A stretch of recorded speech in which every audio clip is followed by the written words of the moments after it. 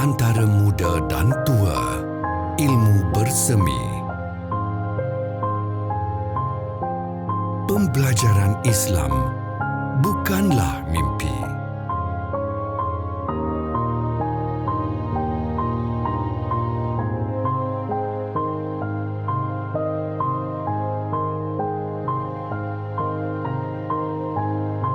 Bagai pohon yang tumbuh pada musim semi,